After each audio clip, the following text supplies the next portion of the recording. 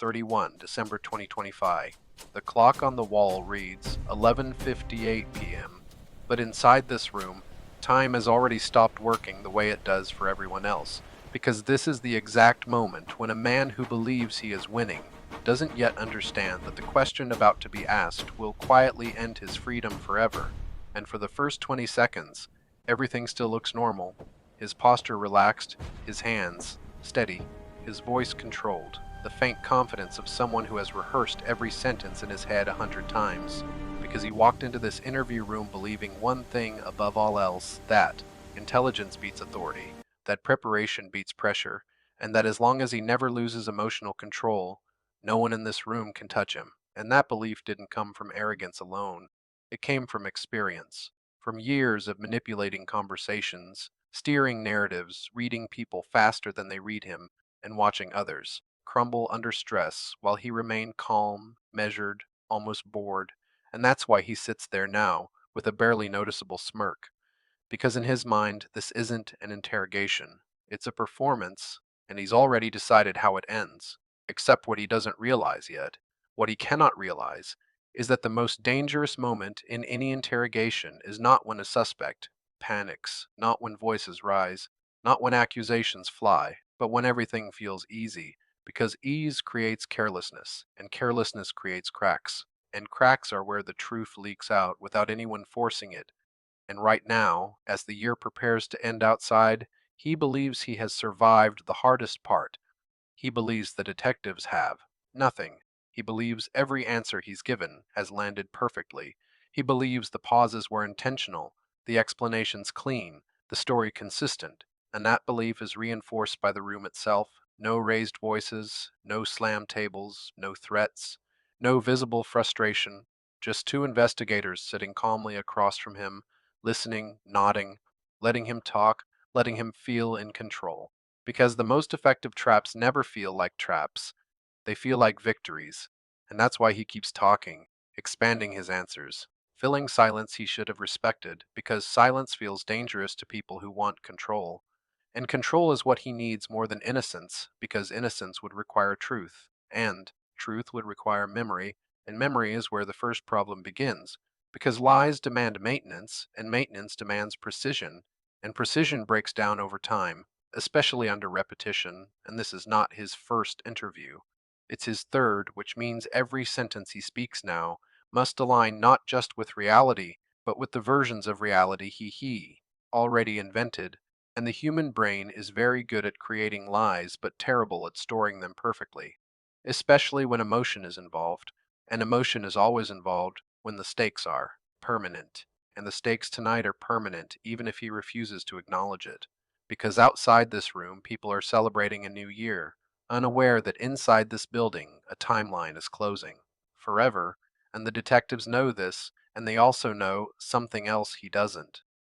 They don't need him to confess. They don't need him to panic. They don't need him to break down. All they need is for him to feel comfortable enough to forget one small detail. Because one small detail is all it takes to destroy a constructed narrative. And so they let him talk about his day. Again, the routine, the ordinary, the harmless sequence of events he has already described twice, and each time the story sounds the same on the surface but slightly different underneath, not different enough for him to notice, but different enough for trained ears to hear the misalignment, the subtle timing shifts, the unnecessary clarifications, the defensiveness disguised as cooperation, and the longer this goes on, the more convinced he becomes that this is working,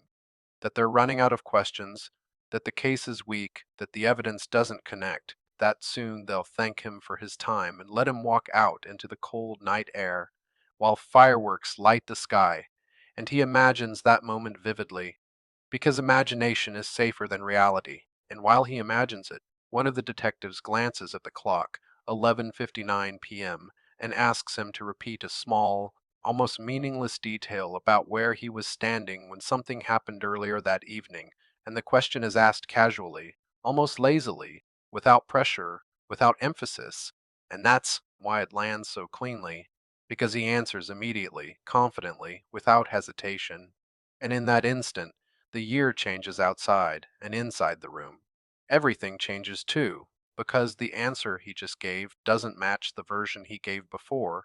and it doesn't match the physical layout of the location, and it doesn't match what the evidence already shows, and most importantly, it doesn't match human behavior under the conditions he described, and he doesn't notice any of this yet, because the detectives don't react, they don't correct him, they don't challenge him. They simply write something down, and that sound, the pen touching paper, is the sound he should be afraid of, because that sound means the question worked, and from this point forward, the interview is no longer about finding information, it's about confirming it. And confirmation is far more dangerous than accusation, because confirmation feels invisible, and as the first minutes of the new year tick by, he keeps talking, unaware that he is already lost, unaware that the confidence he felt was the very thing that betrayed him, unaware that the question wasn't designed to catch him in a lie, but to let him reveal it himself. And this is how most people fall, not screaming, not resisting, not denying, but calmly, politely, convinced they are still winning long after the game has ended. January 1st, 2026, begins quietly inside the interrogation room, and that silence is intentional, because after the question has been asked and the answer has been given, the most powerful move is to do nothing at all, and he mistakes that stillness for success, mistaking the absence of confrontation for weakness, unaware that the detectives are no longer searching for truth but aligning timelines, because once a contradiction appears, the interview stops being linear and becomes structural. Every word he speaks now is no longer judged on its own merit, but measured against the architecture of his previous statements. And architecture is unforgiving. It does not bend to confidence or charm. It either holds or collapses, and his story, though polished, is beginning to show load-bearing stress, subtle enough that an untrained observer would miss it, but obvious to those who have seen this pattern hundreds of times, because lies don't fail loudly, they fail quietly, through over-explanation, through misplaced certainty, through emotional flatness where emotion should exist, and emotional emphasis where neutrality would be natural. And as he continues speaking, he unknowingly accelerates his own exposure by attempting to reinforce control, repeating facts that were never challenged, clarifying points no one questioned, justifying actions that required no justification. And each unnecessary addition adds weight to a structure already compromised, because the human brain, when lying, overcompensates in the exact places where truth would be simple, and simplicity is the one thing his narrative lacks, not because he isn't intelligent, but because intelligence often creates complexity where none is required, and complexity is where mistakes hide until they surface all at once. And the detectives allow this process to unfold uninterrupted, because interruption creates resistance, and resistance creates focus, and focus sharpens performance. But comfort dulls it, and he is comfortable now, leaning back slightly, crossing his arms, speaking with the cadence of someone explaining rather than defending, and that posture alone tells its own story, because innocent people lean forward, they seek alignment, they search for understanding, while guilty people lean back, they create distance. They manage space as if separation itself is protection, and this subtle spatial behavior is noted, logged, and silently added to the growing internal ledger that will never be shown to him, but will one day be presented to 12 strangers in a courtroom who will decide whether his freedom continues to exist. And while he talks, the detectives return to the timeline, not directly, not aggressively, but indirectly, approaching it from a different angle, asking him to describe not what happened, but how he felt when it happened, because feelings are harder to fabricate consistently than facts. Facts can be memorized, feelings must be lived. And this is where his control begins to fracture, because his emotional responses are delayed, slightly misaligned, arriving intellectually before they arrive psychologically, and that delay is invisible to him, but glaring to anyone trained to notice it, because genuine emotion surfaces before explanation, while fabricated emotion follows it. And when he describes concern, it sounds rehearsed. When he describes surprise, it lacks disruption. And when he describes fear, it arrives without physiological markers, no tightening of the jaw, no change in breathing, no shift in posture, and this absence speaks louder than panic ever could, because panic can be faked, but absence cannot, and the detectives let him continue, circling back to the earlier contradiction without naming it, reintroducing the same detail but wrapped in a different context, asking him where he was standing again, but this time framed around what he could see rather than where he was positioned. And his answer comes slower now, not because he realizes the danger, but because his brain is searching through versions, scanning memory not for truth but for consistency. And consistency is harder to retrieve than reality, because reality is singular, while lies multiply. And in that brief pause, less than 2 seconds, something shifts in his face. Not enough to be dramatic, not enough for him to notice in a mirror, but enough to register as cognitive load, the mental strain of reconciling. In capital data, and when he finally answers, the response is technically plausible, but subtly incompatible with the physical environment, and this is where the trap fully closes, because the detectives are no longer working with his words alone. They are working with space, time, light, angles, and human limitation, and reality does not negotiate, and he still believes he is negotiating, still believes this is a conversation rather than a confirmation process, still believes intelligence will save him, unaware that intelligence without truth is brittle, and brittle things shatter suddenly, not gradually, and the next question is the one he will remember for the rest of his life. Not because it is loud or accusatory, but because it is precise, surgically precise, referencing a detail he believes is insignificant, a detail he did not rehearse, a detail that exists only because he volunteered it earlier when he felt safe. And when the detective asks it, the room feels smaller, not physically, but cognitively, because options collapse when precision appears, and for the first time since he walked in, his confidence hesitates, just briefly, just enough. And that hesitation is the moment the balance shifts irreversibly, because hesitation under certainty is the fingerprint of deception, and he knows it instinctively even if he cannot articulate it. And in response, he does what most intelligent liars do when cornered. He overcorrects, offering an explanation that solves the immediate problem but creates a larger one. And the detectives do not challenge it. They thank him, acknowledge it, and move on, because confrontation would alert him to the damage, and awareness would allow him to adapt, and adaptation is what they must prevent, because the most dangerous suspect is not the guilty one, but the guilty one who realizes the strategy has changed. And as the interview continues, the questions become fewer but heavier, each one anchored to something he has already said, each one designed to narrow possibility rather than expand it. And slowly, imperceptibly, his speech patterns change, sentences grow longer,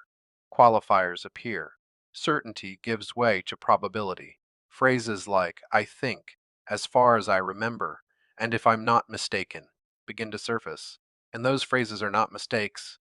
they are survival mechanisms, linguistic shields that allow retreat if needed, and their appearance marks the transition from performance to defense. And that transition is everything because it signals awareness at some level, awareness that something is wrong, even if he cannot identify what.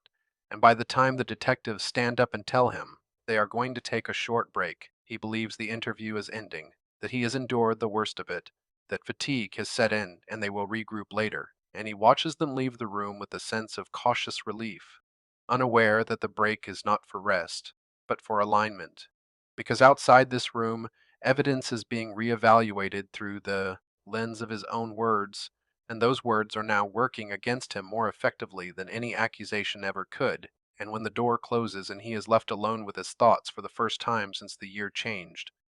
something settles in his chest that he cannot explain, not fear, not panic,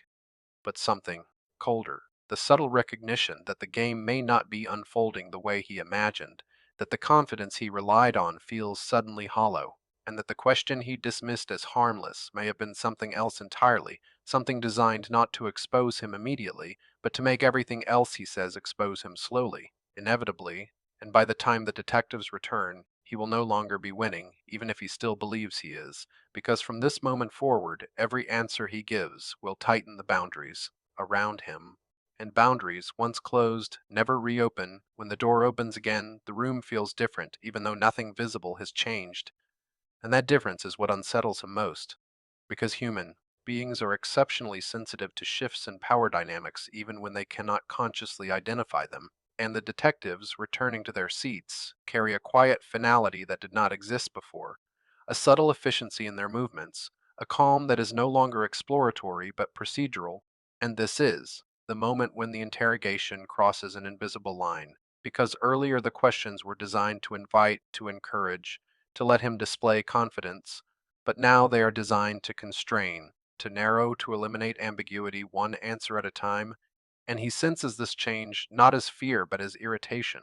because irritation is often the first emotional response when control begins to slip, and he responds by attempting to reassert dominance through tone, through measured speech, through the familiar cadence that has served him well in negotiations, meetings, and previous interactions with authority figures, unaware that this cadence is no longer persuasive because persuasion is no longer the goal, and the first question after the break sounds harmless, almost administrative, asking him to clarify a time reference he made earlier, and he answers quickly, eager to demonstrate cooperation, but speed is not confidence in this context. Speed is avoidance, and the detective nods, writes nothing down, and moves on. Because that answer is not important on its own, it is important only in relation to another answer given hours earlier, and those two answers cannot coexist without violating either physics or human behavior, and the detective knows this. And more importantly, the detective knows that he does not know this yet, and so the next question shifts focus to routine, to habits, to patterns, because patterns are the enemy of fabricated stories. Real life contains variation, lies crave symmetry, and as he describes his habits, he unconsciously smooths out irregularities, creating a version of himself that is efficient, predictable, and controlled, not realizing that this very consistency is suspicious, because human behavior under stress becomes chaotic, not orderly, and the detective gently presses into this gap, asking about deviations, interruptions, moments that did not go as planned, and here his story falters not dramatically but subtly, because he fills uncertainty with speculation, offering possibilities instead of recollections, and speculation is the language of someone reconstructing rather than remembering. And as the interview progresses, the detectives begin to introduce external reference points, not as evidence, not as accusations, but as neutral anchors, mentioning weather conditions, traffic patterns, ambient noise, small environmental details that seem irrelevant but are deeply destabilizing to someone relying on a constructed timeline, because reality contains friction, noise, resistance, and lies often erase these elements in pursuit of clarity, and each time he is asked to reconcile his version with these external anchors, he does so intellectually rather than experientially, and that distinction matters because people who lived an experience recall it sensorially before logically, while people who invented an experience recall it logically before sensorially, and this reversal is happening repeatedly now, stacking quietly and visibly until the cumulative weight becomes undeniable, and still he believes he is managing the situation because the detectives remain calm, remain respectful, remain almost deferential, and this politeness reinforces his belief that nothing is wrong, that if they truly had something, they would be pressing harder, raising their voices, showing urgency. And this belief is one of the most common miscalculations suspects make, because urgency is a sign of uncertainty, not strength, and certainty is quiet, efficient, and patient, and the detectives are certain now, certain enough to allow him to continue speaking without interruption, because every sentence he adds reduces the number of possible realities left standing, and, gradually, his language begins to change again, not toward qualifiers this time, but toward rigidity, repeating exact phrases, clinging to specific wording as if precision itself will protect him, unaware that repetition under questioning is not consistency, it is fear masquerading as control, and the detective notices this immediately, noting the verbatim repetition of phrases that should naturally vary if recalled authentically, and this repetition becomes the basis for the next strategic shift, because once a suspect locks into phrasing, they become predictable, and predictability is exploitable. And so the detective asks a question designed to require the same information, but in a different linguistic structure, and for the first time, he stumbles audibly, not dramatically, but enough for the rhythm of the room to break, and rhythm is everything in an interrogation.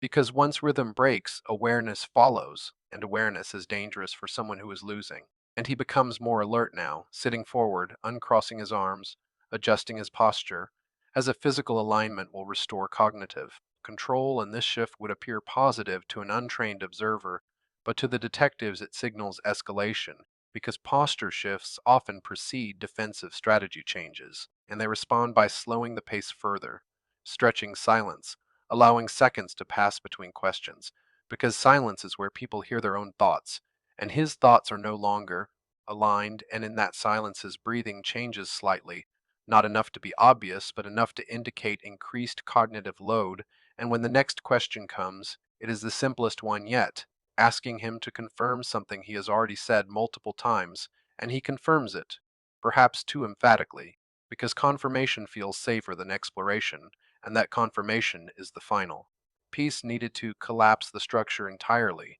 because it directly contradicts a physical constraint that cannot be argued away, and still the detectives do not confront him with this contradiction, because confrontation would externalize the problem, allowing him to fight it, rationalize it, distance himself from it, and instead they internalize it, allowing him to continue speaking as if nothing has happened. Because the most devastating realizations are the ones people arrive at alone, and minutes later, as the interview loops back unexpectedly to the beginning, revisiting his initial statements with new framing, he begins to sense something he cannot articulate, a tightening, a narrowing, as if the room is slowly closing in without moving, and he responds by trying to regain narrative control, offering context, motivations, explanations that were never requested, and this overreach exposes his internal state more clearly than any confession could, because innocent people respond to questions, guilty people respond to imagined accusations, and his answers are now addressing threats that have not been made, and this mismatch is unmistakable, and the detective gently interrupts for the first time, not to accuse, but to clarify. And that interruption lands harder than any raised voice ever could, because it signals authority reclaimed, and his reaction is instantaneous. A micro-expression of surprise quickly masked by composure, but the damage is done, because control once broken cannot be seamlessly restored, and from this point forward his responses lose their fluidity, becoming segmented, cautious, less confident, and the detectives capitalize on the shift by introducing a single piece of information that is true but incomplete, a fragment of evidence framed neutrally, not as proof but as context, and his reaction to this fragment is the most revealing moment yet, because instead of asking questions, instead of seeking clarification, he reacts defensively, attempting to neutralize its impact before understanding it, and this instinctive defense reveals not only awareness but familiarity, suggesting prior consideration, and this is noted silently, because silence remains the most powerful tool in the room, and as the interview approaches its later stages, fatigue sets in, not physical fatigue but cognitive exhaustion, the exhaustion that comes from maintaining a constructed reality under sustained pressure, and fatigue erodes precision, and precision is all he has left, and his answers now contain minor inconsistencies he would have caught earlier, small slips in tense, sequence, emphasis, each one insignificant alone but devastating in aggregate, and the detectives allow these slips to accumulate without comment, because accumulation creates inevitability, and inevitability is something no amount of intelligence can escape. And when the final question of this phase is asked, it is delivered calmly, almost kindly, asking him to walk through the events one last time from beginning to end. And he agrees, because agreement feels cooperative, and cooperation feels safe. And as he speaks, his voice steady but strained, he unknowingly contradicts himself in a way that cannot be corrected without acknowledging deception. And the detective lets him finish, thanks him, and ends the interview without confrontation, without accusation, without resolution, and that is what unsettles him most, because closure is comforting, even negative closure, and uncertainty is tormenting, and as he is escorted out of the room, he believes the danger has passed, unaware that the absence of confrontation was not mercy, but strategy, because everything needed has already been obtained, not through force, not through pressure, but through patience. And as the door closes behind him, the detectives begin the final phase of their work, aligning his words with reality in a way that will leave no space for alternative interpretation, and he walks away believing he survived, not knowing that survival is not measured by the moment you leave the room, but by what remains true after you do, By the time he leaves the interrogation room, the belief that he has survived has already fused into his mind, because the human brain clings to relief even when that relief is false, and that belief follows him down the hallway, into the holding area, and through the long hours that come after, where silence replaces questions and waiting replaces control, and waiting is where confidence quietly decays. Because confidence needs feedback to survive, it needs reinforcement, reaction, resistance, and without those things it begins to fold inward, and as the hours pass, fragments of the interview replay in his head, not as clear memories but as sensations, moments where something felt off, pauses that linger longer than expected, questions that seem simple but now echo with unfamiliar weight. And this delayed awareness is not accidental. It is the natural consequence of a strategy designed to bypass defense and plant doubt instead, because doubt grows autonomously once introduced, and he begins to revisit the question, the one he dismissed as harmless, the one that arrived wrapped in calm and left without reaction. And only now does he realize that the danger of that question was not in what it asked, but in what it forced him to assume, because it required him to commit to a version of reality that could not coexist with the physical world. And this realization does not arrive as panic, it arrives as discomfort, a low-level cognitive friction that refuses to resolve. And while he waits, the detectives are not thinking about him emotionally at all, because emotion has no utility at this stage. They are thinking structurally, reconstructing the interview, not as a conversation, but as a sequence of decisions he made under perceived safety, decisions that now define his trajectory, and they chart these decisions carefully, mapping how each answer narrowed his options, how each clarification eliminated an alternative explanation, how each volunteer detail became a constraint rather than a defense. And this process is methodical, almost clinical, because truth does not need urgency, it needs alignment. And alignment is what they are building now, piece by piece, linking his words to timelines, locations, environmental factors, and external evidence that he never saw and therefore never accounted for.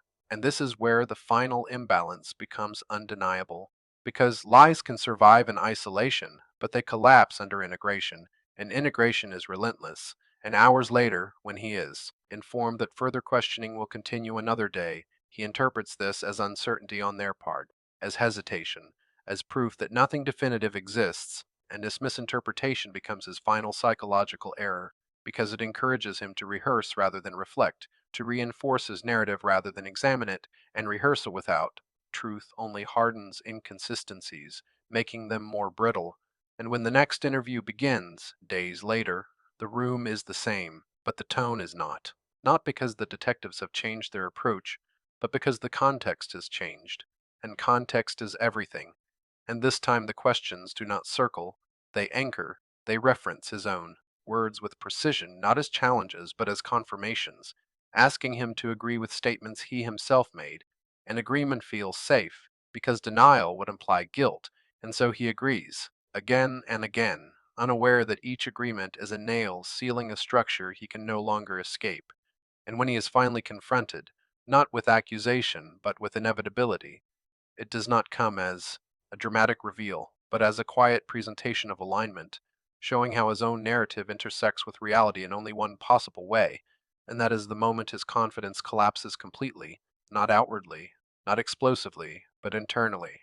Because collapse does not always look like breakdown. Sometimes it looks like stillness, like the absence of argument, like the quiet recognition that no version of the story survives contact with the facts, and this recognition is devastating precisely because it is private, because no one forces it upon him, no one declares it, no one celebrates it. It simply becomes obvious. And in that moment, he understands something too late, something fundamental about power, about intelligence, about control. That winning is not about dominating a conversation, it is about respecting reality. And reality cannot be negotiated, cannot be outperformed, cannot be manipulated indefinitely. And the question that ended everything was never meant to trap him overtly. It was meant to let him reveal how he thinks, how he prioritizes, how he fills gaps, how he handles certainty when certainty is false. And that is why he lost. Not because he was careless, not because he was unintelligent, but because he believed that composure equaled control, and control equaled safety. and safety equaled victory, and the truth is far simpler and far harsher, because the moment he believed he was winning was the moment the outcome became inevitable, and as the process moves forward, beyond interviews and into proceedings that no longer require his participation, his words live on without him, replayed, analyzed, reconstructed, stripped of intention and reduced to implication, and there is no room left for performance there, no audience to persuade, no silence to fill, only structure.